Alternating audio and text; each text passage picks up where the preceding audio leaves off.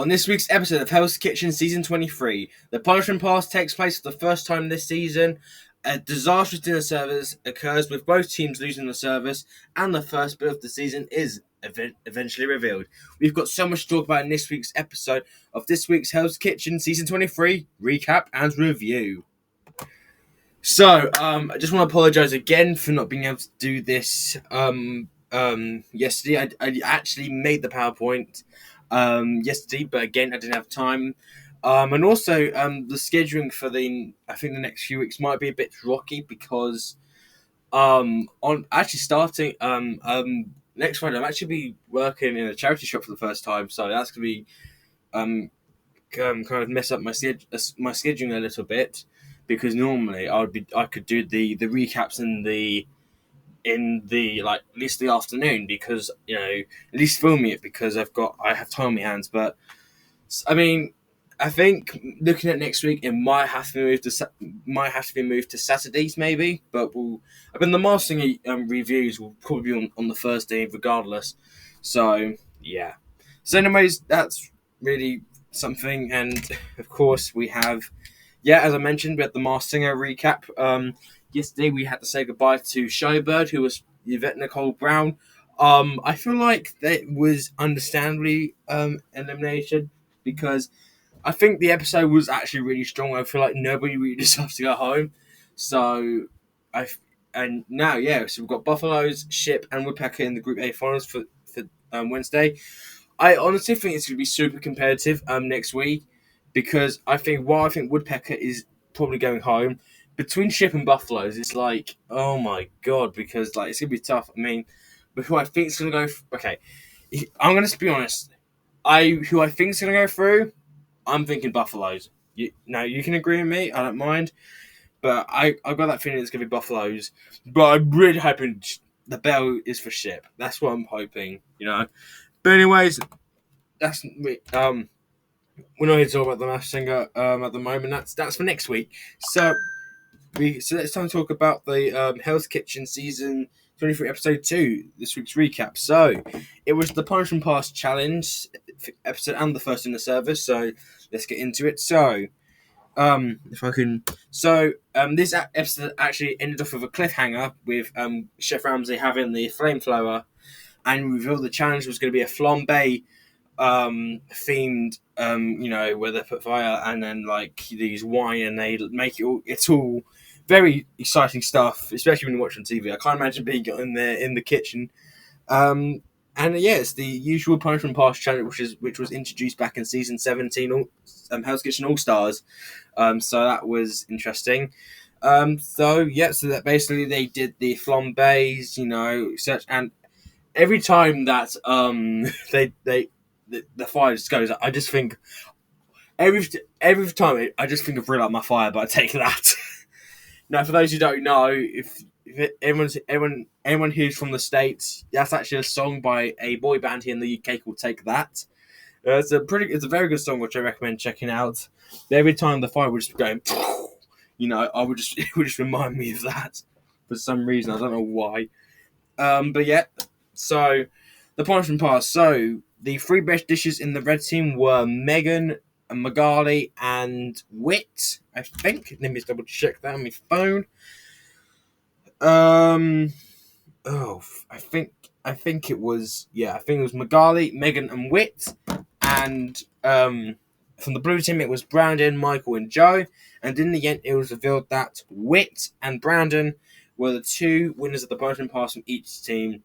Both of them very well deserved. So yeah, I think especially with the punishment passes, I think they've had it. I mean, in many seasons they've had whoever's got the punishment pass, they make it very far.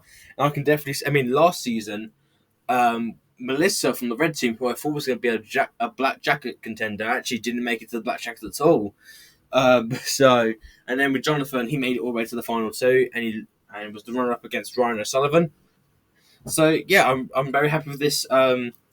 Here, punishment pass here, and yeah, it was very well deserved in my opinion.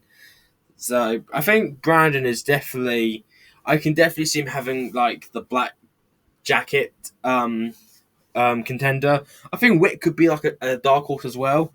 Like, I feel like in terms of my black jackets, I know it's pretty early, but I'll probably do like a separate video on that once we head to the midway point of the season where we're on break for like one episode because the World Series sometimes can interfere, especially with the Masked Singer. I remember last year, no, not last year, the previous year, when they did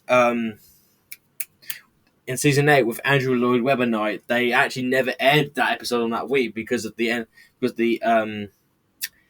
because of the World Series because there was a rain delay, which means there was no episode.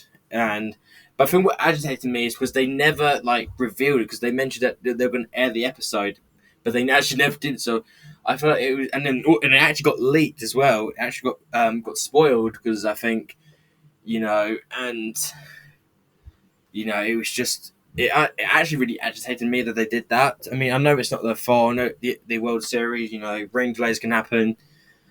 But yeah, sometimes. But hey, regardless, we're here. We're here.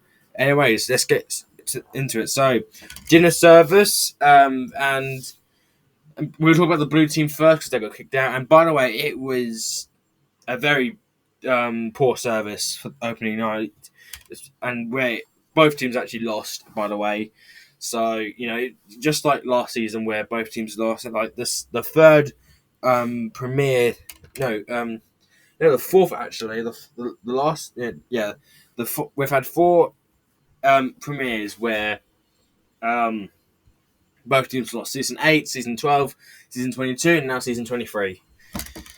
So so let's talk about the blue team. So so service. So we had many mistakes. Corbyn's first attempt at the carbonara had to be redone by Shant, who due to him putting water in, due to them being kind of broken and watery, and also Shant actually mistakenly added the water to the risotto, and then he didn't put enough salt while ignoring Egypt's feedback, but recovered. But I feel like I actually found it really odd that at the beginning he didn't even acknowledge Chef Ramsay at first. He was like, "Shant, why are you putting water in a risotto? Water in the risotto?" And he's like, blank. I was just like, I was saying things to myself, just answer Chef Ramsay, like, why were you thinking of putting water in the risotto? You know what I mean? Then what else do we have? And then Michael and Egypt undercooked and overcooked the lambs, and then Joe served the raw salmon and halibut, while Egypt overcooked the Wellington, basically leading the men getting kicked out. So yeah, the men lost here. And then the red team now, so, again, it was the same. Amber, she put the scallops in the pan too early and they were undercooked, cooked on, I think, done on the one side and undercooked on the second, on the other side. We had, Magali, she basted the salmon too early and turned out Hannah for a while. And tuned out. Sorry, I'm reading something. And before sending out, very undercooked, and then overcooked salmon.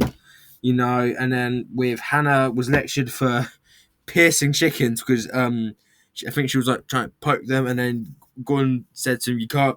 Why are you doing that? Do you not know what happens to it? And the juice will come out. And then it overcooked him, which also um." And then at the end, both teams were kicked out during service. So yeah, that was it was, again, both teams lost service, and it was a pretty poor service, especially for a premiere night. You know what I mean? So yeah, it was a very, very disappointing first service for both teams. So now we'll go to the nominations, as you can see here. And by the way, I watch these on YouTube, and then I basically print screen it and I do them in my for each episode because I like to have a little background regarding to the theme, if that makes sense. And that's why I love using PowerPoint because you know it's just really interesting for me to use a PowerPoint. You know what I mean? Anyways, so the nominations we had. We had from the red team Amber and Magali, and then from the blue team we had Shant and Michael.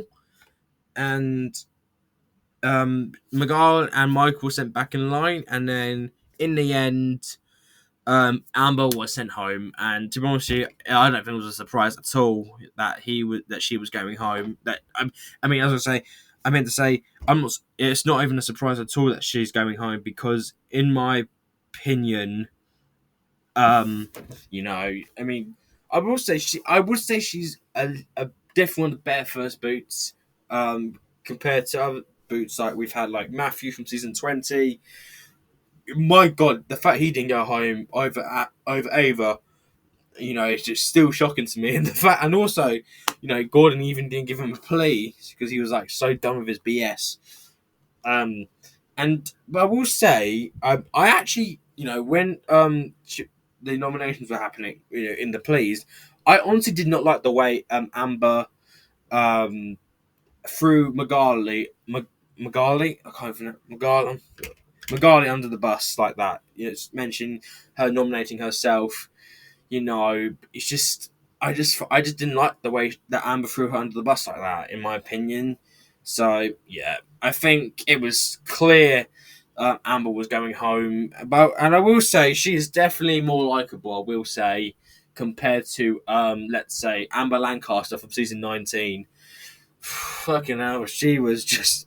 I remember Amber doing my absolute heading watching season 19. Like, I know Mark was like the typical villain, firecracker. Um, but I just felt like Amber had a really bad. And this is the thing with Mark and Amber. While Mark definitely had his villainous moments, in my opinion, he's not as bad as Amber because, I mean, especially in the finale, he actually didn't mind game. He didn't care about being picked first, and he just went out and did the service. Where Amber, she was like completely complaining to Corey, why she didn't get picked, why she didn't pick her, and that just. And the thing I don't that's a thing I didn't like about Amber. I just didn't like her attitude at all. The fact she survived over Nikki is just absolutely crazy. Just to think about that, I actually feel like both Nikki and Adam were both massively robbed in season 19. Mark over Adam over Mark, and Adam should have stayed over Mark, and Nikki should have stayed over Amber. Simple as that. But yeah, so yeah, Amber's now the official first boot of the season, right here. So that's really gonna be it for this week's episode of recap and review of the Hell's Kitchen season 20 episode 2. Let me know your thoughts in the comments below. Your thoughts on the episode. Do you have any early predictions, like let's say for the Black Jackets or something? Going to next week, apparently we're gonna have someone evacuated, either like most likely I feel like a medical evac, because I feel like I think something similar to like Brad from season 22 last season, where he withdrew from the competition for his mental health, which definitely made me emotional. But I feel we're gonna have the same type of thing happen, but in terms of elimination, I feel like it's going to be either Corbin or Yuri, in my opinion. But I'm leaning towards Corbin at the moment. But I will say, I feel like I have a feeling Yuri's going to be ejected from service. That's what I'm thinking or leaning towards. You know what I mean? You know. But hey, we'll find out next week. So that's gonna be it for this week's Hell's Kitchen review. If you really enjoyed this video, please like and subscribe with post notifications turned on. I'd really appreciate that. But anyways, thank you very much for watching. I'll see you guys next time for the next Hell's Kitchen season 23 recap and review.